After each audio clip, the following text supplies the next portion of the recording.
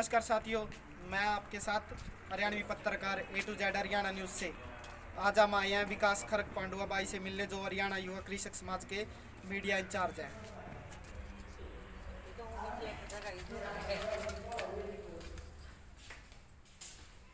राम राम विकास भाई। और भाई कैसे हैं आप? ठीक है। स्वागत है आपका। बिल्कुल ठीक है। आज आए थे आपका मिलने, जो 2 दिन तक किसान आंदोलन चल रहा है उसके ऊपर थोड़ी सी कुछ भाई साहब तमाम जी केस कर रही है बिल्कुल पार्टी। बिल्कुल। हाँ, 2-3 दिन से हमारे प्रदेश में, हरियाणा प्रदेश में किसानों का आंदोलन चल रहा है, जैसा कि आप जानते हैं। उसके संदर्भ में आपको बताना चाहूंगा कि भारतीय जनता पार्टी और खट्टर जी गहरी कुंभकर्ण की नींद सोए हुए हैं। हमारा अन्नदाता सड़कों पे है, लेकिन भारतीय जनता पार्टी और मोदी जी के कान में जून रेंगने का भी काम नहीं कर रही। नहीं, जो बीजेपी के कुछ नेता हैं जो ये बात कह रहे हैं कि जो कांग्रेस पार्टी है ये जो किसानों को मतलब कि बखाने का काम कर रही है। नहीं, कांग्रेस पार्टी उनको बहकाने का काम क्यों करेंगे भाई साहब? आज मैं आपको एक उदाहरण देता हूँ। आज रणदीप सिंह सुरजेवाला जी आज सुबह पानीपत टोल प्लाजा पे जाके किसानों का समर्थन करने गए हैं। उसके उपरांत भी भारतीय जनता पार्टी के जो नेता ये कहते हैं कि कांग्रेस कहीं भी किसानों के मुद्दे पर आगे नहीं है, तो उनको बड़ा सीधा और स्पष्ट सा जवाब है। आप सभी जानते हैं, मीडिया के सभी साथी जानते हैं, अहमद पटेल जी की निधन के बाद हम नहीं उस विषय पे नहीं जा पाए। ये हमारी संस्कृति भी है। हमारे परिवार के एक बड़े सदस्य है, राज्यसभा के सांसद रहे, वरिष्ठ नेता भाई अहमद पटेल जी का निधन हुआ। हम उसके लिए दिल्ली हमारी शोक सभा का आयोजन किया गया। इसी कारणवश हम इस आंदोलन में सम्मिलित नहीं हो गए। जैसे भी हम वहां से निकले तो आज सुबह पानीपत टोल प्लाजा पे आदरणीय रणदीप सिंह सुरजेवाला, जो कांग्रेस के राष्ट्रीय प्रवक्ता और राष्ट्रीय महासचिव हैं, वो कांग्रेस पार्टी की तरफ से वहां अपना समर्थन दे के आए। और आदरणीय किसान यूनियन के जो हमारे नेता हैं गुरनाम सिंह चिढ़ूनी, उनको हमने आश्वस्त किया है जब भी कांग्रेस पार्टी की सरकार बनेगी, तीनों अध्यादेश को पाड़ के और सड़क पे फेंक दिया जाएगा। नहीं, ये तो वो तो ये कह रहे हैं ना कि ये जो 3 अध्यादेश आए हैं ना ये किसानों के हित में आए हैं, लेकिन कांग्रेस पार्टी इनको बका के मतलब कि गुमराह कर रही है किसानों को। बस तीनों अध्यादेश किसानों के हित में कैसे आ गए? एक बात बताओ, मंडी का निजीकरण कर रहे हैं। मंडी का निजीकरण होता है कि किसान अपनी फसल को कहीं भी लाके बेच सकता है, कहीं भी जाके बेच सकता है। अब हरियाणा का पंजाब पलवल और रेवाड़ी कैसे देखे जाएगा? तो हमारे कैथल का किसान है वो रेवाड़ी तो जाने से रहा ना, वो बहादुरगढ़ जाएगा, बहादुरगढ़ का साथी करनाल कैसे आएगा? ये तो है। फिर दूसरी बात है, ये पाबंदी तो पहले भी नहीं थी कभी। किसान कहीं भी अपनी फसल लेके जाता था। मेरे गांव से भी किसान खनौरी जाते थे, हम धनौरी जाते थे, कैथल जाते हैं, नरवाना झील भी जाते हैं। क्यों हमारे यहाँ गन्ना नहीं यूपी में लेके जाता किसान? इसमें नई बात क्या है? फिर दूसरी बात, धान की अगर आपने बात की, धान की फसल की जो आपने बात की, उसके अंदर हमें कितना एमएसपी दिया गया? अगर तीनों कानून जो कानून बनाए हैं इन्होंने, उनके अंदर खट्टर साहब और मोदी जी अगर ये कह देते हैं कि हम एमएसपी की गारंटी देते हैं, चौथा कानून और ले आओ, कांग्रेस पार्टी समर्थन करेगी, खुल के स्वागत करेंगे, हम तारीफ करेंगे मोदी जी की इस बात को लेके। नीड खट्टर साहब ने पीछे से अभी ट्वीट करके बताया था, उसमें दिया था कि अगर एमएसपी पे खरीदेगी जो भी है तो कंपनी कोई भी है, अगर उससे अलग खरीदती है तो उस पर कुछ कानूनी कार्रवाई की जाएगी। नहीं, ऐसा कुछ नहीं है भाई साहब, ये सब मिथ्या बातें हैं, कहने के लिए ही हैं।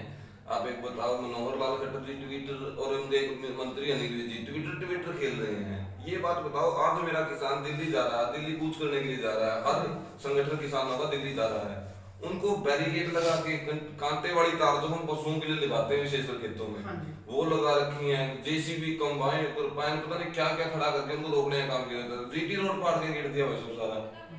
जीटी रोड की हालत देख लो उन्होंने क्या दिया। किसान है कोई आतंकवादी थोड़ी ना है। वो तो कह रहे हैं कि हमने तो इनके हितों में फैसला लिया है जो ये है। अगर हितों में होता भाई साहब, अगर हितों में होता तो क्या हरियाणा पंजाब और राजस्थान यूपी का किसान आज सड़क पे बैठा होता? जो किसान 6 महीने पहले अपनी फसल को, वो तो इस बात पे ये कह रहे हैं ना, जो किसान रोडों पे बैठे हैं वो कह रहे हैं कि कांग्रेस पार्टी बता रही है इनको। भाई साहब एक बात बताओ, अगर कांग्रेस पार्टी किसानों का साथ ना दे तो क्या खट्टर साहब सुनेंगे? वो तो कह रहे हैं ठीक है, कमजोर फैसला लिया है। वो हमारे किसानी और खेती को कमजोर करे। जो पानी खेत के लिए होता था वो आज किसान की आंख में है। क्या इस चीज का मनोहर लाल खट्टर जी को और आदरणीय नरेंद्र मोदी जी को एहसास है? रही बात कांग्रेस पार्टी की, क्या कांग्रेस किसान नहीं है? क्या मैं और मेरा नेता आदरणीय रणदीप सिंह सुरजेवाला जी किसान नहीं है? तो अपने हकों के लिए अगर हम अपने भाइयों के साथ खड़े हैं तो इसमें मैं कोई बुराई या कोई गुरेज नहीं मानता। जहां भी कांग्रेस पार्टी और आदरणीय हमारे किसी साथी किसान भाई के ऊपर बात आएगी, हम अपना सीना थाम के खड़े होंगे, हम हर कुर्बानी देने के लिए तैयार हैं। भाई साहब, जो अपना ये किसान इकट्ठे होकर जाने लग रहे हैं, लॉकडाउन है और ना किसी में मास्क है ना कुछ, इस चीज में आप कुछ कहना चाहोगे? देखिए, ये तो बड़ी हास्यास्पद बात है भाई साहब। अगर किसान मास्क लगाए, ये तो सरकार ने रख दी अपनी, जो उन्होंने अपना प्रोटोकॉल बनाया कि किसान को मास्क लगाना है। हाँ। अब थोड़े दिन पहले जेजेपी के हमारे नेता और हरियाणा के अपने उप मुख्यमंत्री आदरणीय दुष्यंत चौटाला जी ने, हाँ जी। उन्होंने अपना स्थापना दिवस मनाया। क्या डॉक्टर अजय सिंह चौटाला, चौधरी निशान सिंह जी और दुष्यंत चौटाला से में केसी बांगड़ जी, क्या किसी साथी ने मास्क लगाया? क्या वहां भीड़ जुटी जितनी रैली स्थल पे, क्या वहां 1% भी कोरोना फैलने का कोई औचित्य नहीं है या कोई जरिया ही नहीं है? नहीं, फिर ये तो काम हो गया, अखनूंगा थारा कुत्ता कुत्ता मारा कुत्ता टोमी। भाई जब बिल्कुल ये बात आप बोल सकते हैं। उनको ये लगता है कि कोरोना सिर्फ किसान को ही हो सकता है। की बात भाई, ताम 5,000 10,000 आदमी भीड़ करने लायक रहे हो, हमने लिख दिया थी। और यो अपना बाड़ा वाला जो जहाँ नाका लगा रखा था, यहाँ पे कवा किसानों वाटर कैन वगैरह चलाई गई। भाई साहब, जब हल्का सवाल आई कह किसानों, रहे हैं सुरक्षा बल का मतलब प्रयोग किया गया।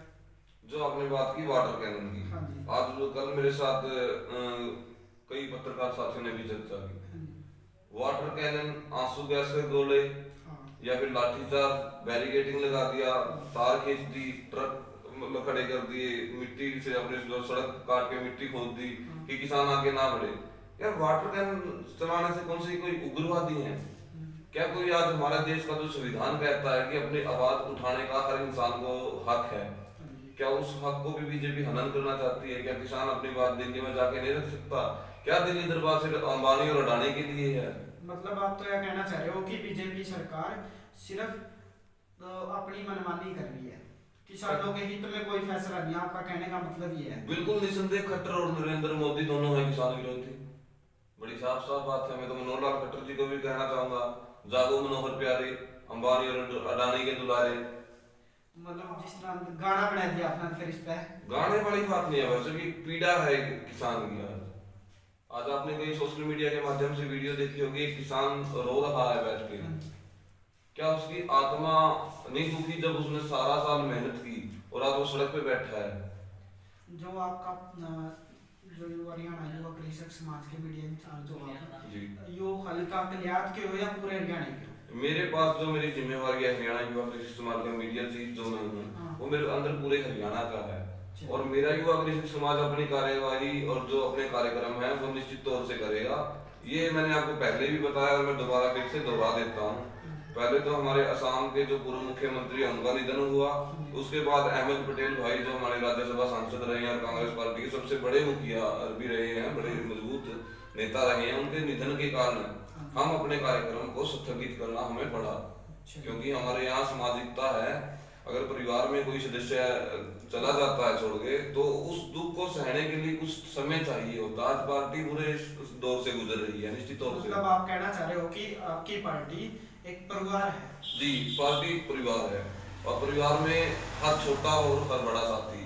पार्टी माँ है और माँ के लिए हर बेटा बड़ा हो या छोटा हो, सबके लिए समान अधिकार होता है, चाहे उसमें मैं हो या कोई और साथी हो।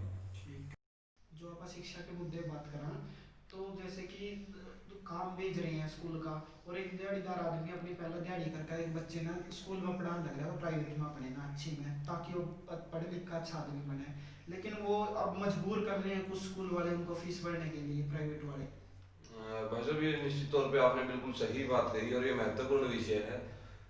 जो हरियाणा के तमाम निजी और सरकारी स्कूल हैं, उनको भी ये चीज सोचनी चाहिए। लॉकडाउन के अंदर जब कोई स्कूल नहीं लगा, जब कोई बच्चा स्कूल में नहीं गया, तो उनसे जबरन फीस वसूली करना कहाँ तक सही है? उसके उपरांत जो निजी स्कूलों ने अपनी मनमानी कर रखी है, उसके अंदर जो स्टाफ था वहाँ, जो अध्यापक थे या कोई चालक या परिचालक या कोई सफाई कर्मी है, जब उनको तनख्वाह नहीं दी गई तो बच्चों से फीस लेने का तो कोई औचित्य ही नहीं है। पंजाब में हमारी सरकार है, कैप्टन अमरिंदर सिंह आर्ली हमारे मुख्यमंत्री हैं, उन्होंने बड़े साफ तौर से कहा है, अगर कोई भी प्राइवेट स्कूल किसी बच्चे से लॉकडाउन के दौरान की फीस लेगा तो उस पर निश्चित तौर पे कार्रवाई की जानी चाहिए।